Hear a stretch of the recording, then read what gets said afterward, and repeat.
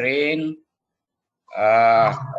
PowerPoint saya berkaitan dengan manajemen keuangan. Tuan itu kita bicara tentang peranan manajemen keuangan.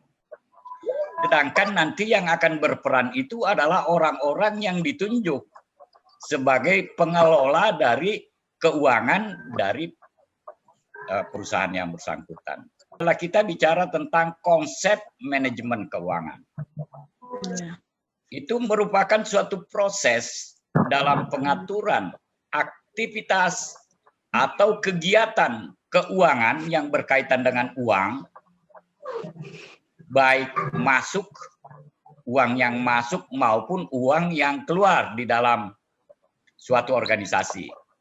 Di mana di dalamnya termasuk kegiatan planning, perencanaannya, menganalisis, dan mengendalikan kegiatan-kegiatan keuangan yang biasanya dilakukan oleh manajer keuangan.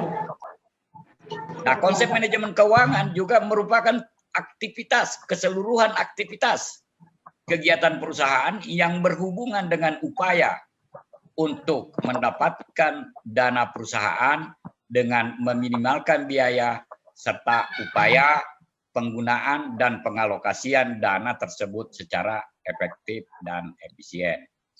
Bahwa pengertian dari Van Horen tentang manajemen keuangan, Van Horen tahun 2002 ya kalau nggak salah, dia bicara tentang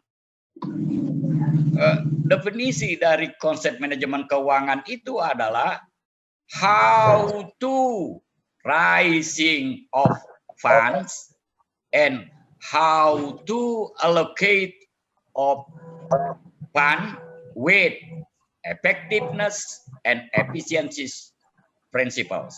Itu jadi bagaimana mencari sumber-sumber dana dan bagaimana menggunakan dana itu dengan prinsip efektif dan efisien. Jadi mencari sumber dana, kalau kita bisa bandingkan lihat neracanya perusahaan, itu di sisi pasifah itu adalah sumber-sumber dana. Sedangkan di sisi aktiva adalah penggunaan dana. Jadi satu sources of funds untuk pasifanya, sedangkan aktivanya use of fund. Nah, itu maksud dari Van Horen. Nah, lanjutkan manajemen keuangan. Ada hal yang perlu kita ini, karena manajer keuangan itu digaji oleh perusahaan untuk mencapai tujuan perusahaan. Karena itu 1-2 itu adalah tujuan perusahaan. 1, mencapai atau memperoleh laba maksimal untuk kemakmuran pemilik perusahaan. Nah, siapa pemilik perusahaan itu? Pemilik perusahaan adalah orang-orang yang punya saham terhadap perusahaan itu. Jadi Anda pun kalau membeli sahamnya PTA misalnya, Anda itu adalah pemilik perusahaan. Nah, nanti di galeri kita itu ada, itu kamu bisa membeli surat-surat berharga yang diterbitkan oleh perusahaan. Dengan demikian kamu membelinya, maka kamu menjadi pemilik perusahaan. Itu adalah menjaga kelangsungan hidup perusahaan. Ya. Jadi kemudian yang ketiga, mencapai kesejahteraan masyarakat sebagai tanggung jawab sosial perusahaan. Nah, menjaga kelangsungan tentu saja jangan sampai mati, macet. Kemudian perusahaannya kemudian dijual atau dilikuidasi. Nah, yang ketiga itu mencapai kesejahteraan. Contoh misalnya, makanya nanti di dalam perusahaan itu ada namanya CSR, Cost Social Responsibility. Contoh, misalnya di Antam itu ada dana CSR-nya. Itu agar Antamnya dikelola dengan baik, produk-produk yang ada di Antam itu, kemudian masyarakatnya di situ jangan ketertinggalan, mereka juga bisa memperoleh manfaat dari adanya pabrik Antam. Nah, itu kira-kira kan untuk mencapai tujuan tersebut, itu perusahaan harus menjalankan fungsinya dengan baik. Ya, nah, fungsi. Jadi ada fungsi yang harus dilakukan. Nah, fungsi-fungsi apa? Fungsi-fungsi perusahaan tersebut meliputi fungsi keuangan atau bagian keuangan, fungsi pemasaran atau manajemen pemasarannya, kemudian fungsi sumber daya manusia SDM-nya, dan fungsi operasinya. Nah, itulah induk dari ilmu manajemen dengan adanya fungsi-fungsi. Setiap perusahaan atau setiap organisasi itu memiliki fungsi-fungsi ini. Fungsi keuangan, fungsi pemasaran, fungsi SDM, dan fungsi operasional. Dari definisi manajemen keuangan atau financial management, itu adalah segala aktivitas perusahaan yang berhubungan dengan bagaimana tadi memperoleh dana, menggunakan dana, dan mengelola aset sesuai tujuan perusahaan secara komprehensif atau menyeluruh. Dari definisi itu ada 4 fungsi utama seorang manajer keuangan atau dalam manajemen keuangan. Yang pertama adalah investment decision atau keputusan investasi. Nah, keputusan investasi ini kita bisa lihat di sisi aktivanya. Nah, kemudian keputusan yang kedua adalah keputusan pendanaan atau financing decision.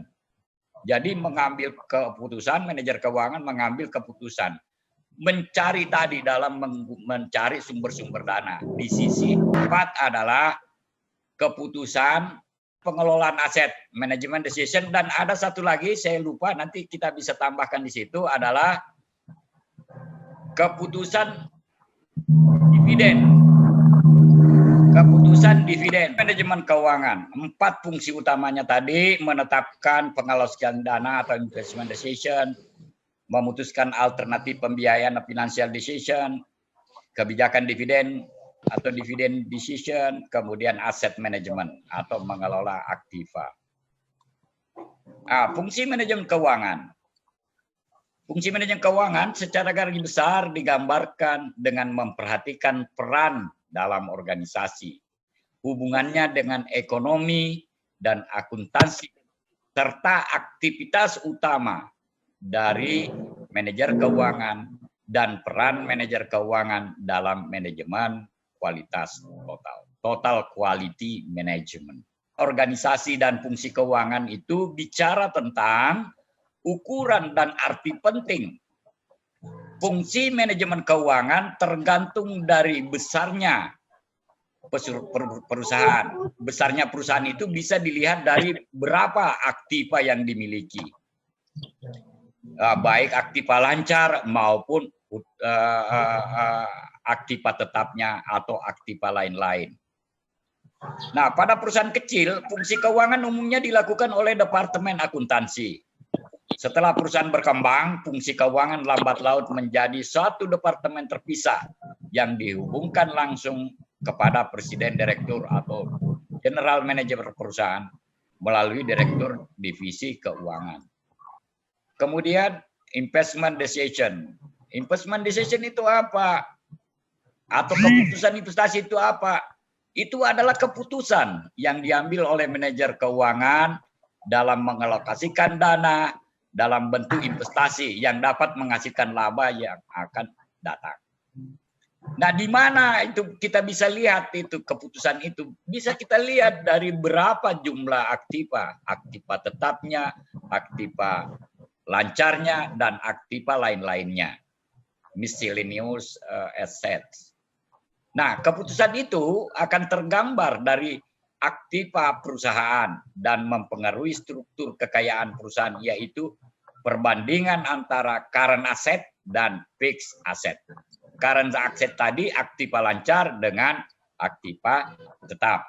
Financial decision atau keputusan pembelanjaan.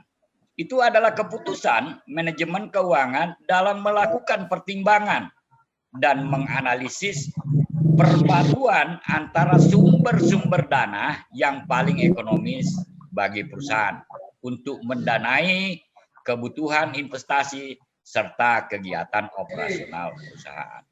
Akan tercermin dalam sisi pasifa perusahaan yang akan mempengaruhi struktur keuangan atau financial structure maupun capital structure atau struktur modal.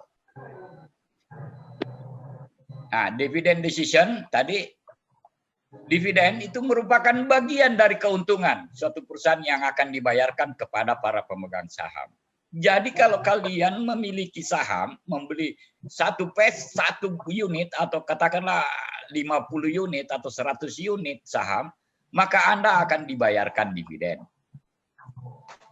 Kalau perusahaannya untung. Anda harus mengambil keputusan itu. Berapa bagian laba yang akan dibagikan kepada para pemilik saham, pemegang saham. Keputusan dividen itu merupakan keputusan manajemen keuangan dalam menentukan besarnya proporsi laba yang akan dibagikan kepada para pemegang saham dan proporsi dana yang akan disimpan di perusahaan sebagai laba ditahan untuk pertumbuhan perusahaan.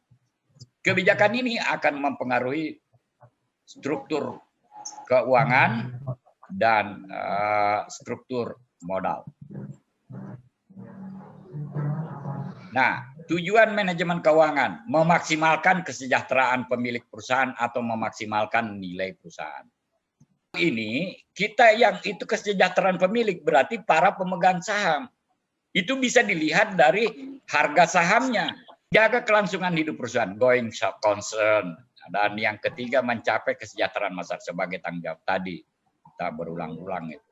Dari manajer keuangan itu. Aktivitas seorang manajer keuangan berhubungan dengan analisis keuangan dan perencanaan keputusan investasi dan keputusan pembiayaan investasi yang diambil untuk mencapai tujuan pemegang saham, tujuan perusahaan maksudnya. Dua hal penting untuk memaksimalisasi laba harga per lembar saham. Harga per lembar saham itu sering disebut sebagai earning per share.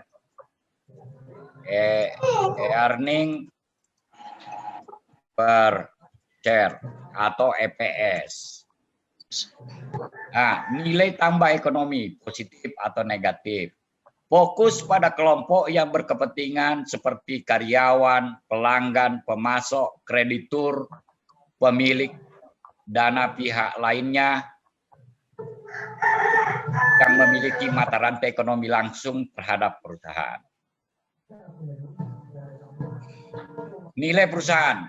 Nilai perusahaan yang sudah go public tercermin dalam harga pasar saham. Jadi kalau harganya meningkat, berarti kekayaan para pemilik saham naik. Kenapa? Karena diakibatkan oleh adanya laba dari perusahaan yang mengelola secara efektif dan efisien. Perusahaan yang belum go public, nilainya terrealisasi apabila perusahaan akan dijual. Misalnya kita jual berapa lakunya. Nah, itulah. Nah, yang paling gampang, yang paling umum dalam penelitian manajemen keuangan, ini harga ini yang sering digunakan, harga saham, untuk melihat nilai perusahaan, berkembang atau tidak. Nah, kalau ada perkembangan, itulah yang memotivasi kita untuk membeli. Karena para calon investor itu butuh motivasi untuk bisa membeli lebih banyak lagi saham. Nah, semakin banyak yang beli saham, maka harganya akan semakin meningkat. Jadi semakin tinggi demand terhadap satu produk atau saham, maka semakin tinggi harganya. Kalau semakin tinggi harganya, maka nilai perusahaan akan semakin terjamin.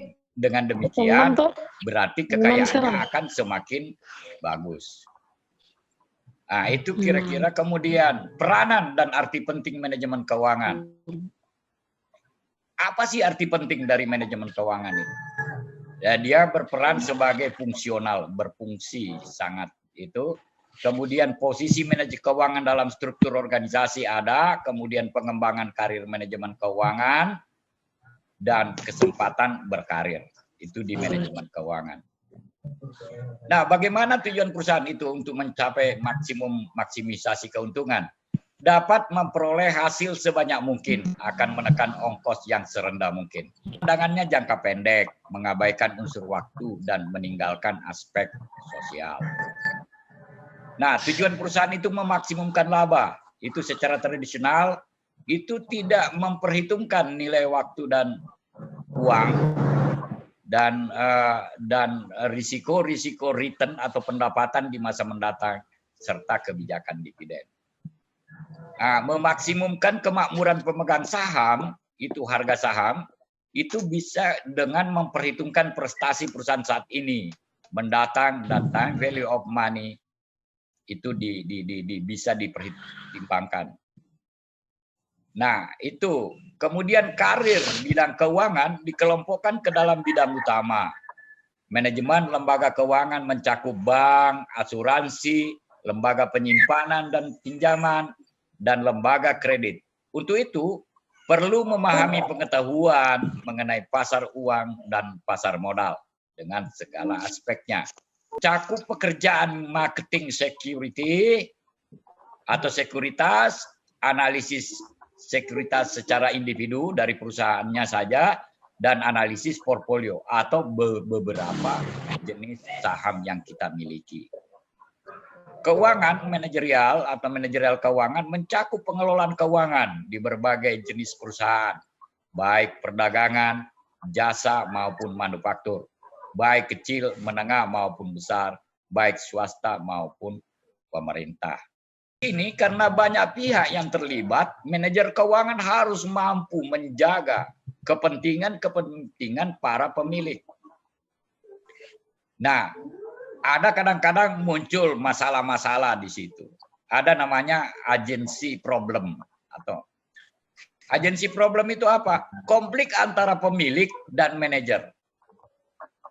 Nah, Jensen McLean itu 76 itu mendefinisikan agency relationship adalah satu kontrak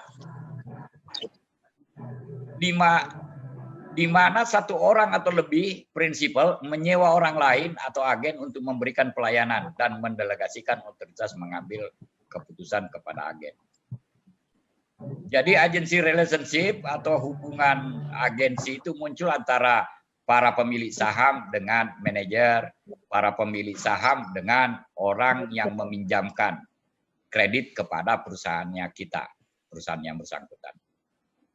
Untuk memastikan manajer bertindak demi kepentingan pemegang saham, perusahaan harus mengeluarkan biaya keagenan, agency cost, dalam bentuk biaya untuk mengawasi tindakan manajer, biaya untuk menyusun organisasi, sehingga kemungkinan perilaku manajer yang menyimpang dapat dibatasi. Biaya peluang, opportunity cost, itu berkenaan dengan hilangnya profit sebagai akibat dari struktur organisasi yang tidak memungkinkan manajer bertindak seperti jika manajer adalah pemilik. Ini ada masalah juga di situ bisa muncul. Nah, kemudian mekanisme untuk memaksa manajer bertindak untuk kepentingan pemegang saham mencakup ancaman pemecatan, ancaman take over, pengambil alihan, ancaman menyusun insentif manajer yang didasarkan pada kinerja, executive stock option, performance shares, dan profit based bonus. Executive stock option itu jadi para pemegang saham itu diberikan opsi saham. Jadi dia menjadi pemilik. Di samping manajer juga disebut pemilik. Kemudian saham performance atau saham bagian saham yang diberikan sebagai bonus atas kinerja dari manajer keuangannya. Kemudian ada bonus itu berdasarkan dari laba yang dibagikan kepada para manajer keuangan. Jadi kepada perusahaan dengan biaya pinjaman didasarkan pada risiko aset perusahaan yang ada, risiko dari tambahan aset di masa mendatang. Kemudian struktur modal atau struktur kapital, dan yang berikutnya ekspektasi perubahan struktur modal di masa mendatang. Saya kira itu materi-materi yang saya sampaikan hari ini. Kuliah dari saya akhiri, kurang lebih saya mohon maaf. Assalamualaikum warahmatullahi wabarakatuh.